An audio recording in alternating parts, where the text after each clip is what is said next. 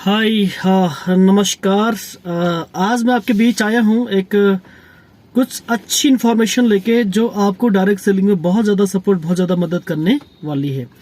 First thing, सबसे पहली बात, अगर आप की शुरुआत है डायरेक्ट सेलिंग बिजनेस के अंदर और बिल्कुल शुरुआती दिनों में आप हैं, आपको कुछ नहीं आता है, आपको प्रोडक्ट के बारे में नहीं पता है, आपको प्लान के बारे में नहीं पता है, आपने सिर्फ ज्वाइन किया हुआ है बिकॉज आपने एक अच्छा इवेंट देखा होगा या अच्छा प्रोडक्ट का रिजल्ट देखा होगा, या जिस व्यक्ति ने आपको ये सिस्टम प्रेजेंट किया आपने उसको देखा होगा, उनको सुनने के बाद आपके अंदर थोड़ा सा बिलीव बना और आपने सिस्टम को साइन अप किया। साइन अप करने के बाद आपको लगा कि डेफिनेटली इसके अंदर बहुत बड़ी कामयाबी है, बहुत बड़ी सफलता है, लोग बहुत बड़े मुकाम पे हैं इस इंडस्ट्री के अंदर और मुझे भी ये मुकाम हासिल करना है। लेकिन आपके साथ कुछ हर्डल्स हैं, कुछ चैलेंजेस हैं। आपके अंदर स्टार्टिंग टाइम में बहुत डर भी रहेगा, लोगों से मिलने का डर, लोगों से बात करने का डर, या किसी भी तरह का डर आपके अंदर रह सकता है, जो डर आपको इस सफर में आगे बढ़ने के लिए बहुत ज्यादा चुनौतियां दे सकता है। इस डर को खत्म करने कैसे है और वो मैं आपसे बात करूंगा, और साथ साथ कि आप इस बिजनेस के अंदर एक बड़े मुकाम को कैसे हासिल कर सकते हैं। अगर आपने इस बिजनेस को शुरू कर लिया है डायरेक्ट सेलिंग को, तो डायरेक्ट सेलिंग आप शुरुआती दिनों में पार्ट टाइम में इसको कर सकते हैं।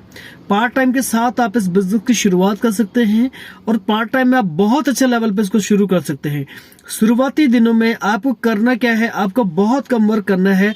अगर आप इस छोटे छोटे काम को करने में कामयाब होंगे तो आप इस बिजनेस में एक बहुत बड़े मुकाम को हासिल कर सकते हैं। क्योंकि मैंने भी इस बिजनेस की शुरुआत कभी पार्ट टाइम से की थी, धीरे धीरे जब मेरी ग्रोथ अच्छे लेवल पानी शुरू होगी, यानी जिस काम को मैं ऑलरेडी कर रहा था उस काम से जब इस बिजनेस, उस काम की अपेक्षा इस बिजनेस से मेरी इनकम जब एक अच्छे लेवल पे जानी शुरू हो गई, तो मैंने धीरे धीरे उस काम को बाइंड अप करके और आज मैं full time as a networker, as a best direct seller इस इंडस्ट्री के अंदर हूं। तो शुरुआती दिनों में आपने सबसे पहले क्या करना है कि अपने ड्रेसिंग सेंस को इफेक्टिव बनाना है, यानी कि अपनी जो पर्सनालिटी है उस पर्सनालिटी को, आउटर पर्सनालिटी, इनर पर्सनालिटी आपकी धीरे धीरे धीरे धीरे डेवलप होगी, लेकिन जो आपकी आउटर पर्सनालिटी है उसको बहुत ज्यादा अट्रैक्टिव आपको बनाना पड़ेगा। और वो कैसे कि आप एक तो सबसे पहले कुछ फॉर्मल ड्रेसेस अपने लिए बाई कीजिए। फॉर्मल ड्रेसेस आप अपने लिए बाई कीजिए। आप ट्राउजर बाई कर सकते हैं, आप शर्ट बाई कर सकते हैं। अगर आप फीमेल हैं तो आप अच्छी सूट बाई कर सकते हैं जो प्रोफेशनल हो। आपको इस तरीके से एक अपना व्यक्तित्व को बनाना है। जब आप इस तरह के व्यक्तित्व को बनाएंगे तो ये पहला इम्पैक्ट होगा। सेकंड इम्पैक्ट क्या है कि आपको अपने लिए एक डायरी लेनी है और एक पेन आपको लेनी है। उस डायरी में आपको सबसे पहले अपने जानने वाले लोगों के नाम को सिलेक्ट करना है।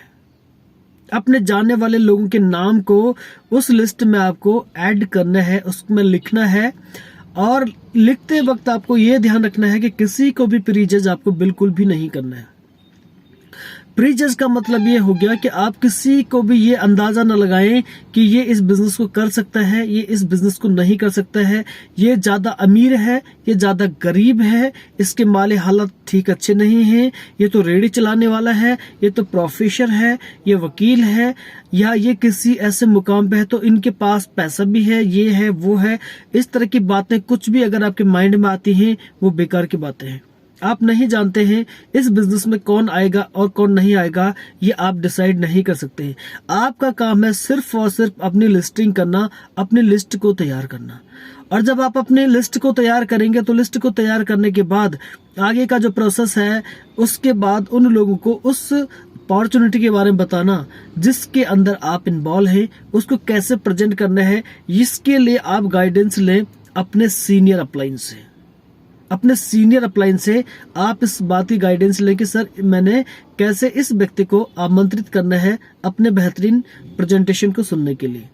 अगर आप इस प्रक्रिया को जितनी बार बार आप दोहराओगे, यानी आप बार बार जितने ज्यादा लोगों को आमंत्रण देंगे, 1 2 3 4 5 6 7 8 9 10 20 30 40 50, जितने भी लोगों को आप लगातार आमंत्रण देते चले जाओगे, आपके आमंत्रण देने की कला में इतनी ज्यादा परफेक्शन आती चली जाएगी, इतना ज्यादा निखार आपके व्यक्तित्व में आता चले जाएगा और आप एक बेहतरीन इनविटेशन देने वाले लोगों में से एक होंगे, लेकिन इसको आपको लगातार करना पड़ेगा। शुरुआती दिनों में कुछ रिजेक्शंस भी आपको आएंगे, कुछ चैलेंजेस भी आपको आएंगे, लेकिन आपने उन चैलेंजेस से घबराना नहीं है, बिकॉज उस चैलेंजेस के बाद आपका जो एक मुकाम है वो एक बहुत बड़े लेवल पे जाने वाला है। वो चैलेंजेस इसलिए नहीं आते आप टूट जाएं, आप काम ना कर पाएं, वो चैलेंजेस आते हैं इसलिए हैं ताकि जो आपकी पर्सनालिटी है, आपका जो व्यक्तित्व है, उस व्यक्तित्व के अंदर एक अच्छा निखार आ सके। दैट्स वाई कि इसलिए वो चैलेंजेस आप सबको इस बिजनेस में आएंगे ही आएंगे। ये इस बिजनेस का हिस्सा रहेगा। इससे ना तो मैं बचा हूं, ना आप बचेंगे और ना ही कोई बचा है। ये चैलेंजेस तो आएंगे ही आएंगे, इन चैलेंजेस से हमें ऊपर निकलना है। सेकेंड थिंग, और दूसरी चीज की आपने अपने ईगो को बिल्कुल साइड में रखना है। ईगो इन द सेंस कि बहुत सारे लोग आपका मजाक भी बनाएंगे कि यार ये क्या है, ऐसे लोग कोई कामयाब होते हैं क्या? या आप एक टीचर हैं, आप जिस भी जॉब के अंदर होंगे कुछ ना कुछ उससे रिलेटेड लोग आपको कुछ बोलेंगे, तो उन चीजों से आपको घबराना नहीं है। हाँ, और शुरुआत में आपको करना क्या है कि शुरुआती दिनों में आपका जो प्लान है, वो प्लान आपका जो दिखाएगा वो आपका अपलाइन दिखाएगा, आप नहीं दिखाएंगे। 4 से 5 ऐसे प्लान हैं जो आपको अपने अपलाइन के माध्यम से कराने हैं। अपलाइन वो व्यक्ति है जिस व्यक्ति ने आपको इस बिजनेस की शुरुआत कराई है, या उनके भी सीनियर जो थोड़ा सा और ज्यादा एक्टिव हैं, जो और जिनकी जो कम्युनिकेशन है, डिस्कशन है, वो और इफेक्टिव है। तो ऐसे व्यक्ति से आपको क्या करना है, अपने 4 से 5 प्लान करवाने हैं। ये 4 से 5 प्लान करवाने के पीछे का जो पर्पज है वो ये है कि आप 4-5 बार, अगर वो व्यक्ति हो सकता है फिजिकली, अगर पॉसिबिलिटीज है तो फिजिकली आप उस व्यक्ति को अपने जानने वाले लोगों से मिलाएं, या आप डिजिटली जूम के माध्यम से, अनदर जो भी हमारा सोशल मीडिया प्लेटफॉर्म है उसके माध्यम से भी आप उनसे अपनी अपलाइन की मुलाकात अपने गेस्ट से करवा सकते हैं। उस दौरान आप इस बात पर जरूर ध्यान दें कि आपकी जो सीनियर अपलाइन है वो किसी भी टॉपिक के ऊपर जो बात कर रही है वो किस लेवल पे बात कर रही है, किस एटीट्यूड के साथ बात कर रही है, उसमें उनका कॉन्फिडेंस कितना है, वो कितना सामने वाले को रिगार्ड दे रहे हैं, रिस्पेक्ट दे रहे हैं, और कितने जुनूनी तरीके से वो बातचीत कर रहे हैं। उनकी जो बातचीत करने की जो कला है वो कितनी प्रभावशाली है और कितनी निपुण है। ये क्वालिटी आपको भी अपने अंदर धीरे धीरे क्या करना है, डेवलप करना है। ये पहले दिन नहीं होगा, लेकिन 1, 2, 3, 4, 5 यानी मोर टाइम प्रैक्टिस। जितनी ज्यादा बार आप प्रैक्टिस लगातार निरंतर करते चले जाओगे, और उतनी बार प्रैक्टिस करने की वजह से जो आपका व्यक्तित्व होगा वो बहुत अच्छे लेवल पे डेवलप हो चुका होगा। तो ये चीजें आपको करना बहुत जरूरी है माय डियर फ्रेंड्स। अगर आप डायरेक्ट सेलिंग बिजनेस के अंदर हैं, डेफिनेटली एक दिन आपने बड़े मुकाम पे जाना ही जाना है। हर एक व्यक्ति गया, क्योंकि जिस प्रोसेस से आप निकलते हैं ना, उस प्रोसेस से वो हर व्यक्ति निकला है जो कामयाब हुआ है। इस तरह की बहुत सारे वीडियोस में टॉपिक टू टॉपिक आपके साथ लेते आऊंगा, और स्टेप बाय स्टेप एक चीजों के ऊपर मैं आपको गाइड करने वाला हूं कि आप इस बिजनेस में एक शानदार, एक बेहतरीन एंटरप्रेन्योर कैसे बन सकते हैं, कैसे आप अपनी लाइफ को ट्रांसफॉर्म कर सकते हैं डायरेक्ट सेलिंग के जरिए। डायरेक्ट सेलिंग एक अप्रूवन बिजनेस है। शुरुआती दिनों में इसके नतीजे कम होते हैं, लेकिन इसके भविष्य और दूरगामी परिणाम बहुत शानदार, बहुत बेहतर होते हैं। Thank you so much. मिलते हैं दोस्तों हम लोग अपनी नेक्स्ट